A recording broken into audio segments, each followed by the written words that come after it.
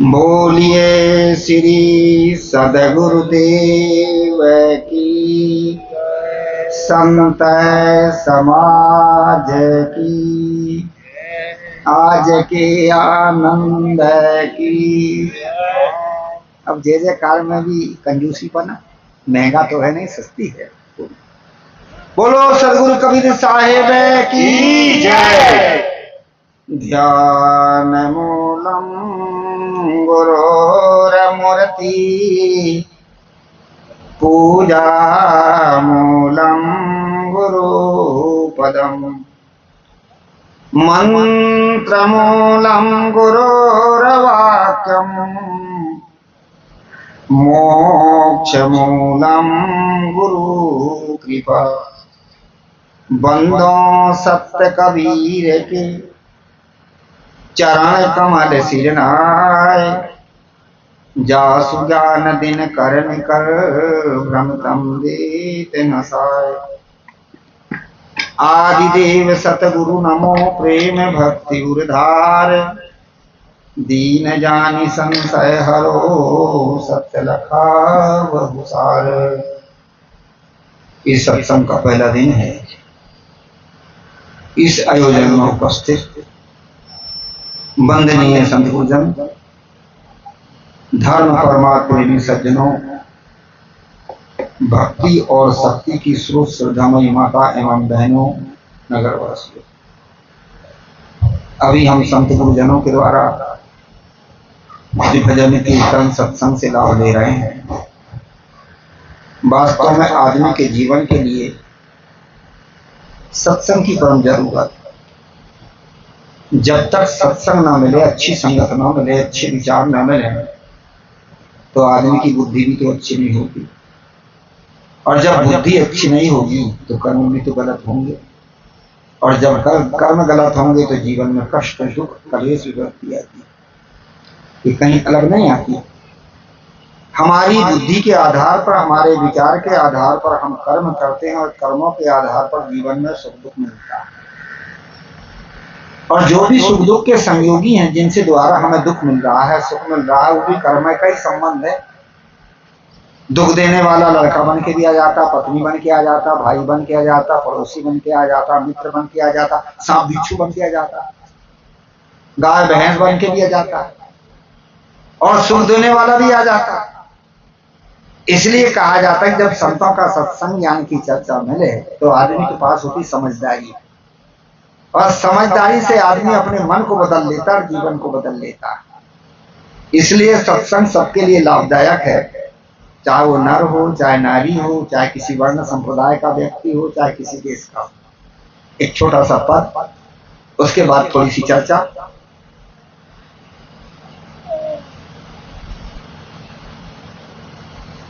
यदि साधु सत्संग करते रहोगे, यदि साधु सत्संग करते रहोगे, तो अज्ञान भव सिंधु तरते रहोगे, तो अज्ञान भव सिंधु तरते रहोगे। यदि साधु सत्संग करते रहोगे, यदि साधु सत्संग करते रहोगे, तो अज्ञान भव सिंधु तरते रहोगे, तो अज्ञान भव सिंधु तरते रहोगे। सदा चैन से दिन काटेंगे तुम्हारे, सदा चैन से दिन काटेंगे तुम्हारे, सदा चैन से दिन काटेंगे तुम्हारे, सदा चैन से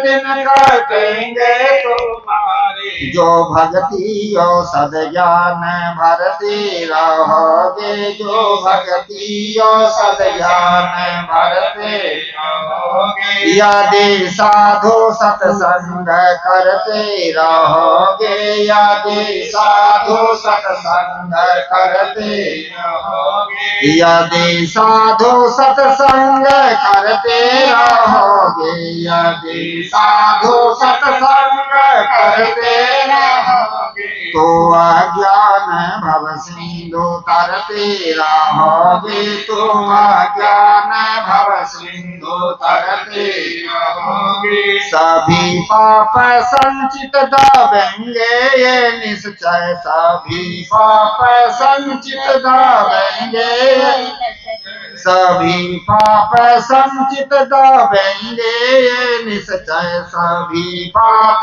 संचित दावेंगे ये निश्चय। जो पारख पारख रंग में रंगते रहोगे, जो पारख पारख रंग में रंगते रहोगे। यदि साधु सत्संग करते रहोगे, यदि साधु सत्संग करते रहोगे, यदि साधु सत्संग करते रहोगे, यदि साधु सत्संग करते रहोगे। तो अज्ञान भव सिंधु तरते रहोगे, तो अज्ञान भव सिंधु तरते रहोगे। सकल शोक और मोह फांसी कटेगी, सकल शोक और मोह फांसी कटेगी, सकल शोक और मोह फांसी कटेगी, सकल शोक और मोह फांसी कटेगी। जो गुरुदेव मनसा विचरते रहोगे, जो गुरुदेव मनसा विचरते रहोगे। यदि साधु सत्संग करते रहोगे, यदि साधु सत्संग करते रहोगे। तो अज्ञान भव सिंधु तरते रहोगे, तो अज्ञान भव सिंधु तरते रहोगे। जो पुरुषार्थ साहस व श्रद्धा न छूटे, जो पुरुषार्थ साहस व श्रद्धा न छूटे, जो पुरुषार्थ साहस व श्रद्धा न छूटे, जो पुरुषार्थ साहस व श्रद्धा न छूटे। तो अविचल अमर हो अमर ही रहोगे, तो अविचल अमर हो अमर ही रहोगे। यदि साधु सत्संग करते रहोगे, यदि साधु सत्संग करते रहोगे। तो अज्ञान भव सिंधु तरते रहोगे, तो अज्ञान भव सिंधु तरते रहोगे। बोलिए श्री सद्गुरुदेव की जय, संत समाज की जय। कहा जाता कि आदमी को भोजन में सब कुछ देते, दाल भात रोटी सब्जी, पर एक चीज और मांगता। वो कौन चीज मांगता पता? चटनी अचार, है ना। थोड़ा अचार ले आओ, थोड़ी चटनी ले आओ। अब चटनी और अचार से पेट नहीं भरता। पेट तो भरता है भोजन से, पर वो चटनी और अचार की मांग क्यों है? क्योंकि उससे भोजन रुचाता है, इसलिए चटनी और अचार की मांग होती है। ऐसा ही आदमी के जीवन में सब कुछ हो जाए, धन हो जाए, संपत्ति हो जाए, रूप रंग हो जाए, सारी चीज मिल जाए, पर एक चीज की मांग होती है। वो क्या है? वो है सदाचार, यही आचार है। यदि आदमी के पास सदाचार ना हो तो सब बेकार है। कहते ना कि आचार विचार ठीक रखो। आचार का अर्थ होता अच्छे आचरण। संसार में अच्छे आचरण की कीमत है और उसकी संसार में मांग होती है। अब शूर्पणखा कितनी सुंदर थी। रुचिर रूप धरी प्रभु पह जाई, रामायण में लिखा है। और उसकी भाषा कैसी थी? बोली वचन अधिक मुस्काई। आगे कहा था कि तुम सम पुरुष न मोह सम नारी, और यह संजोग रचा विधि भारी। राम जी ने समझ गए रूप तो सुंदर है पर आचरण ठीक नहीं, क्योंकि आदमी के भाषा और व्यवहार से उसके आचरण की परख हो जाती है। उसी नाम है संस्कार। भगवान राम ने समझ गए कि रूप सुंदर है पर आचरण सुंदर नहीं है, और अंत में उसकी नाक कटवानी गई। संसार में नाक का अर्थ होता है इज्जत।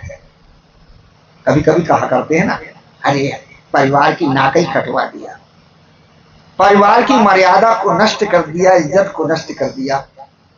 कभी कभी कहा है कि मुख की शोभा है नाक से और जीवन की शोभा है आदमी के चरित्र से। उसकी मर्यादा से यदि वो जिंदगी जीता हो तो कहते भाई अच्छा आदमी, और मर्यादा गई तो। अब सूर्पनखा के पास किस चीज की कमी थी? चरित्र की कमी थी। चरित्र नहीं था, आचरण नहीं था। आचरण ना होने से नाक कट गई। और माता सिउरी सुंदर नहीं थी, कुरूपी थी। ये तो बेचारी जाति की भीड़ में सियानी माता, बूढ़ी, दांत वांत टूट गए थे और रूप भी काला काला। परंतु राम जी ने उसके रूप को नहीं देखा, उसके आचरण को देखा, उसकी भक्ति को देखा। तो क्या कहा?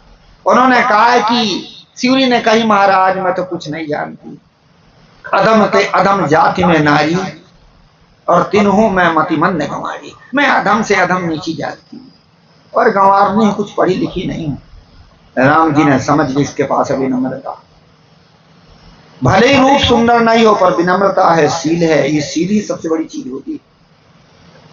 ये जब दवाई की कोई औषधि की दवाई लाओ या कोई चीज लाओ तो उसमें सील लगी रहती है, और सील टूट गई तो दवा भी गिर जाती है और पता चल जाता कि वस्तु उपयोग की गई है। सील की कीमत होती।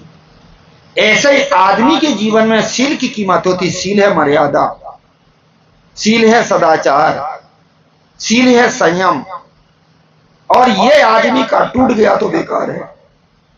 सूर्पनखा की ये तीनों टूट गए थे। मर्यादा भी नहीं थी, संयम भी नहीं था, बोलने का ढंग नहीं था, क्या बोलना चाहिए। पर माता के पास में, सिउरी के पास में तीनों थे। तो उन्होंने कहा अधम ते अधम जाति में नारी, तिन्हों मैं मतिमंद गंवारी। प्रभु मैं कुछ नहीं जानती, मैं तो गंवारनी हूं। राम जी ने समझ गए ऐसी विनम्रता। तो उन्होंने क्या कहा था कि जाति पाति कुल मान बढ़ाई, बल धन गुण चतुराई, ऐसे कुछ है। भक्तिहीन नर शोभहि कैसे, और बिन जल बारिद फेंकिए जैसे। जाति पाति कुल मान बढ़ाई नहीं जानता, मैं तो भक्ति मानता हूं। कह रघुपति सुन भामनी बाता, और मानो ये कि भक्ति करना था। जाति पाति कुल मान बढ़ाई, धन परिजन गुण बल चतुराई। भक्तिहीन नर शोभहि कैसे। यदि आदमी के पास भक्ति ना हो, भाव ना हो, प्रेम ना हो, तो बिन जल बारिद पेखिए जैसे। जैसे खूब बादल तो होकर पानी से ना गिरे, इस काम का। ऐसे बाहर की सब चीज है और आदमी की भक्ति ना हो तो। इसलिए कहा जाता कि जब आदमी का भावना पवित्र हो जाती है और वही आदमी बन जाता सदाचारी। मैं कह रहा था जैसे आचार की मांग होती है, ऐसे ही आदमी के सदाचार और सद्गुणों की मांग होती है। हमारे महात्मा जी अभी बता रहे थे देवता, काहे काहे के देवता, ऐसे अलग अलग बता रहे थे ना। आदमी के पास धन हो जा, विद्या हो जा, बुद्धि हो जा, सारे देवता प्रसन्न हो जाएं, ब्रह्मा गणेश सब।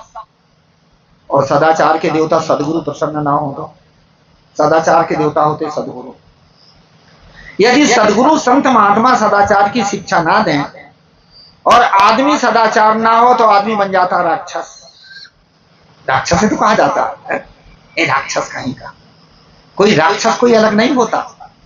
आदमी में जब आसुरी प्रवृत्ति हो जाती तो वो राक्षस बन जाता। आदमी में देवी संपदा जब बन जाती तो वही देवता हो जाता। और जो राक्षस होगा वो राक्षसी संस्कार ही तो देगा अपने संपर्क में। रावण की कहानी आती है कि रावण विद्वान था, ऋषि कुल में जन्म लिया था, विश्वा सर्वा उसके पिता मां थे, और पुलिस मुनि और विश्वा सर्वा उसके पिता थे, विद्वान थे, ज्ञानी थे, सब कुछ थे।